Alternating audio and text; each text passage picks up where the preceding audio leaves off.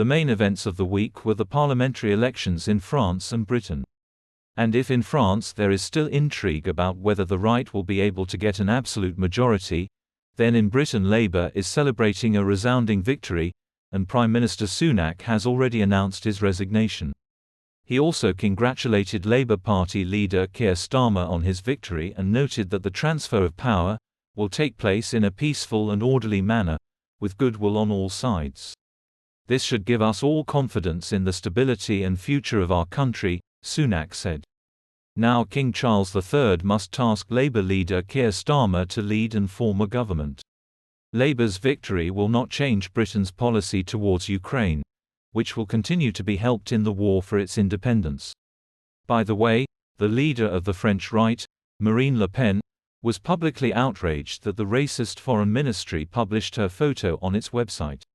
She hastened to distance herself from ties with Moscow and stated that she condemns this Russian provocation. And at the SCO summit in Astana, they were even afraid to touch Putin again, he is so toxic. Negotiations with Erdogan ended in nothing, and even the planned visit to Ankara was again postponed indefinitely. The summit in Astana was missed by Indian Prime Minister Modi, who plans to arrive in Moscow on July 8. Perhaps he will bring the bald man the latest plan of action to end the war. But this plan is unlikely to be adopted. Putin wants to end the war in Ukraine only on his own terms, territory in exchange for a ceasefire. With the words, "agree now," then the conditions will be tougher. It is not clear what this threat is based on. Even despite the help of Pyongyang, the occupying army is poorly armed, not to mention the quality of meat. Kyiv and its allies have already sent Putin to hell along with his initiatives, and the toad of the world, Orban, who arrived on a visit, was sent there after the bald one.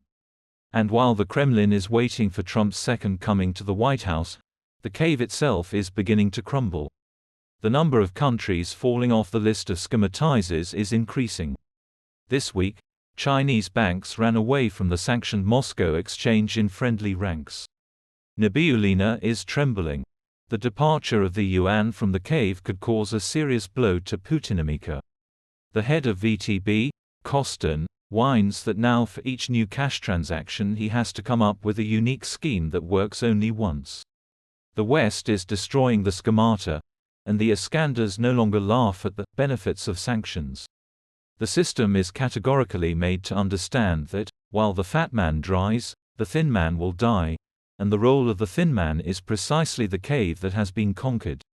She is offered to either end the war now, or suffer the humiliation of losing Crimea. First, they will iron it out with ATACMS missiles, then they will splash down the Crimean bridge, then they will destroy the logistics chains of the invaders, leaving them without supplies and posing the threat of a blockade. They will either have to give up or swim to Novorossiysk, which is already shaking from regular flooding. And already in such conditions the system will have to decide. Does it want to continue arguing with the decision of the West, or is it much easier to make an offer to the dictator that he cannot refuse? Ball suspects something, and is already tightening the law on state security, prohibiting FSO officers and members of their families, including minor children, from communicating with foreigners.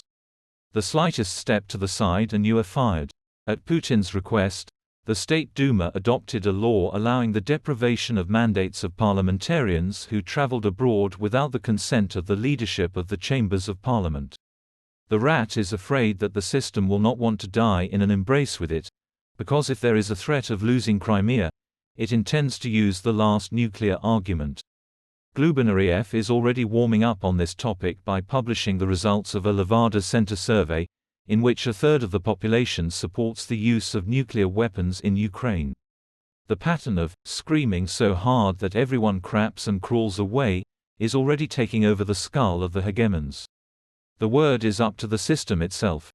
Either it will tear off the head of a vigorous rat, or it will die along with it. The only question is, where can we get enough money to disarm the swamp dump after the collapse of the system without the risk of man-made disasters, the consequences of which could cost humanity more than the victory itself? The cave is not reformable. Because you can't reform shit. It can only be buried as fertilizer. And then, after some time, something may grow in this place. But it's impossible to bury shit in a swamp, it will just float in it. This means the swamp needs to be drained. And who needs it? Who will bear the risks and costs? The circle is closed. No answer.